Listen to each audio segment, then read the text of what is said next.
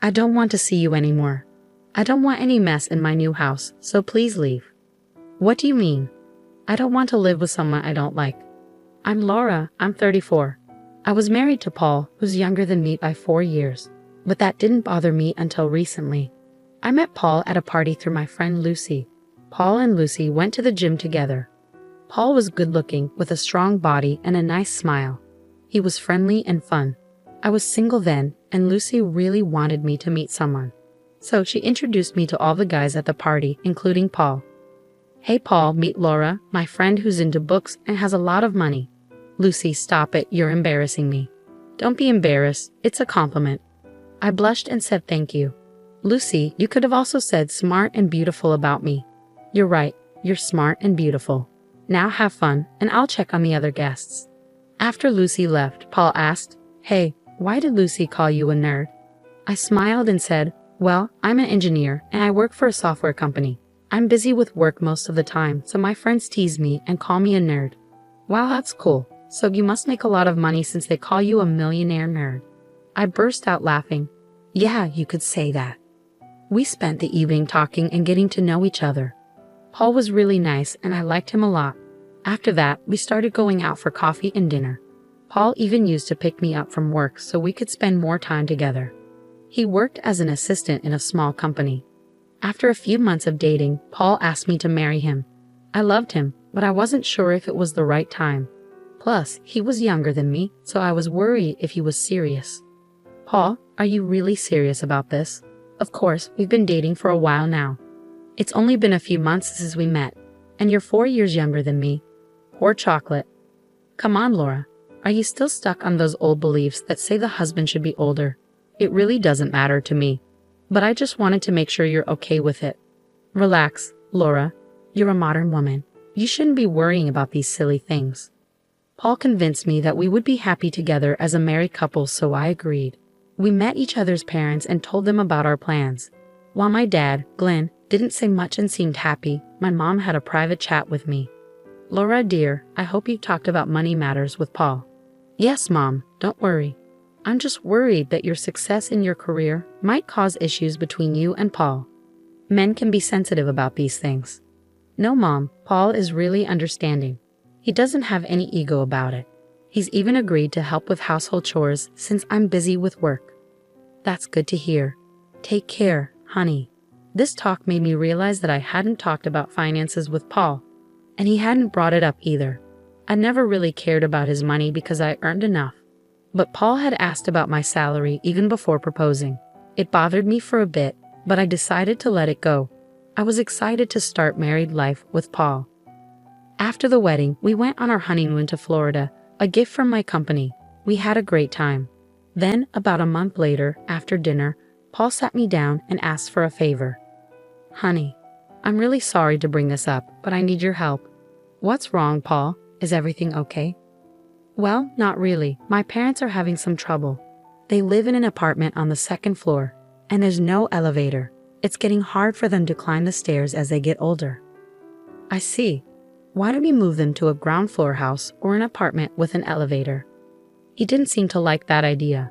Actually, Laura, I want to build them a house. I was surprised. Okay, but building a house can be really expensive, you know. Yeah, I'm aware of that. Do you have enough savings, or are you thinking of getting a loan? Paul looked down for a moment and said, Laura, I was wondering if you could lend me the money to build the house. I was shocked. This was unexpected. I didn't know what to say. Huh? What? But you make good money, so why do you need to borrow? But Paul, I'm not sure if I can lend such a big amount. Why not? Paul got a bit aggressive. I didn't know how to say no, so I just said, okay, let me think about it. I'll let you know. I spent the night wondering if it was a good idea to give Paul all my savings to build a house for his parents.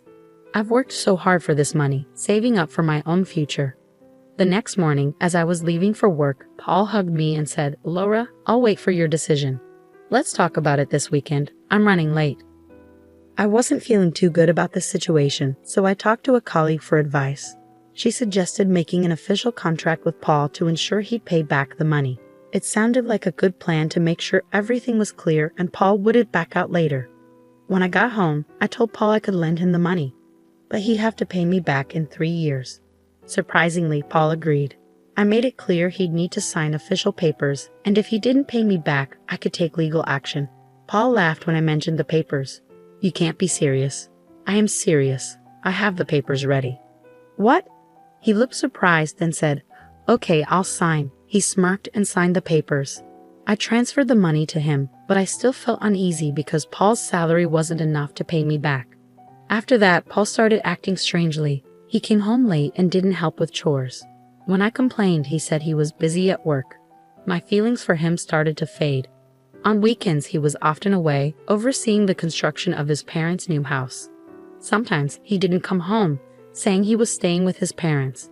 I started to suspect something was wrong. I can't take this anymore, Paul. You've been acting strange and living off me like a parasite in this house. What do you mean? How dare you say that? You've been living off my money since we got married.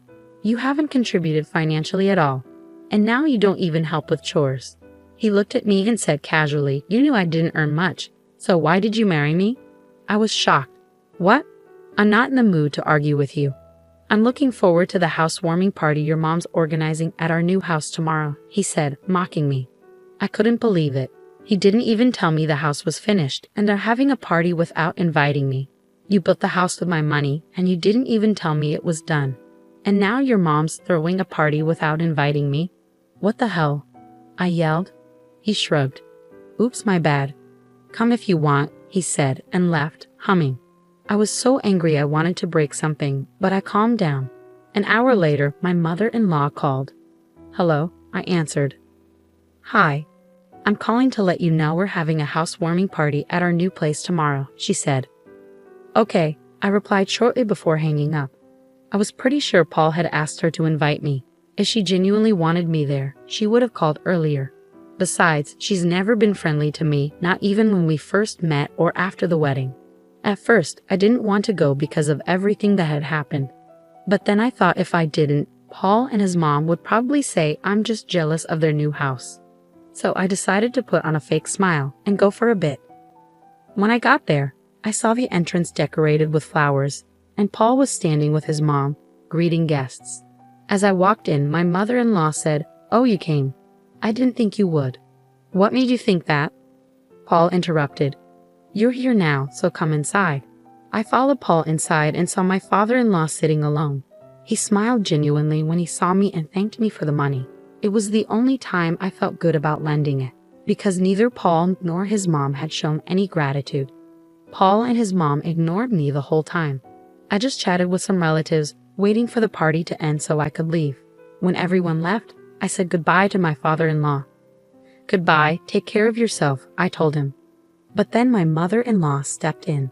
You don't need to worry about my husband when you can't even take care of your own. Huh? What do you mean?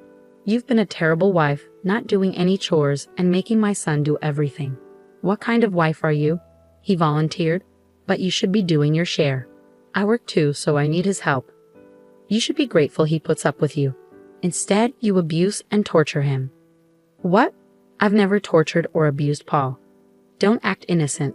Paul told me how you've mentally tortured him for money and got him to sign an agreement. What kind of wife does that? My father-in-law tried to stop her. Megan, stop. Why are you being cruel instead of grateful? Sit quietly or go to your room. I couldn't believe Megan would treat Thomas like this. Then she turned to me. You should be grateful my son married you. Who else would marry an old and ugly woman like you?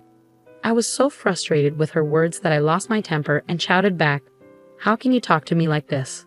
Paul stepped in. Laura, watch your language. How dare you raise your voice at my mother? Did you hear how she spoke to me? He rolled his eyes and added, I can't handle your outbursts anymore. What? My outbursts?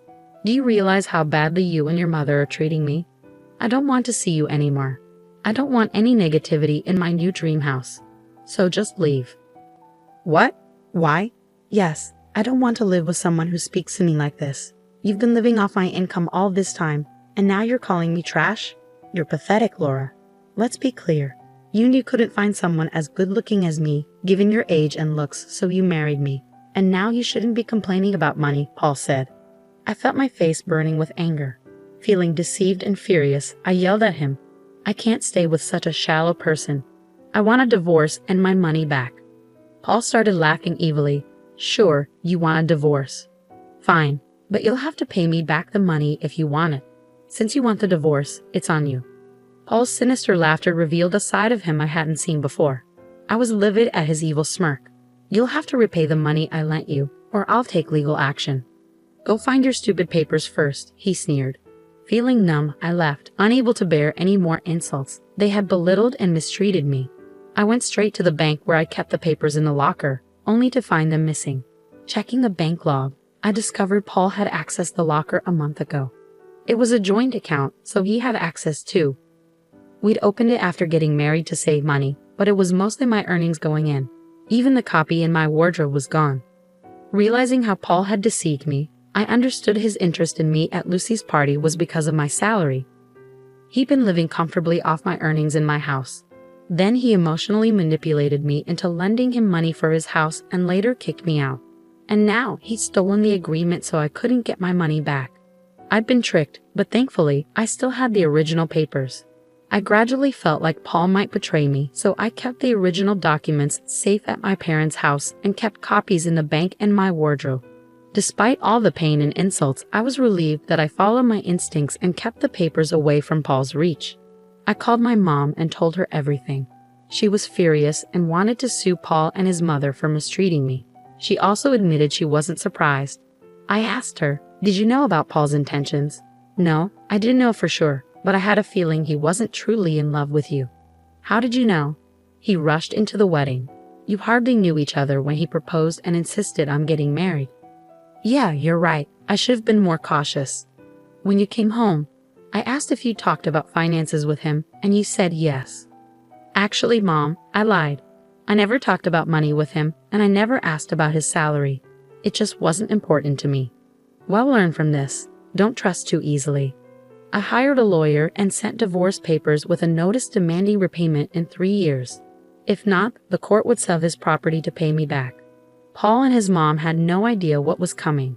When they got the papers and notice, they tried calling me, but I ignored them and blocked their numbers. Paul even tried calling my parents, but they ignored him too. Paul left a voicemail on my office phone saying, "I'm sorry for everything, please forgive me. You know how much I love you. My mom influenced me, but I hope you'll take me back." Paul always used my emotions to manipulate me, but not this time. I deleted his message and blocked his contact. His lawyer also asked me to forgive some of the money, as Paul couldn't afford it. I ignored the request. After all the insults and attacks, I couldn't forgive them.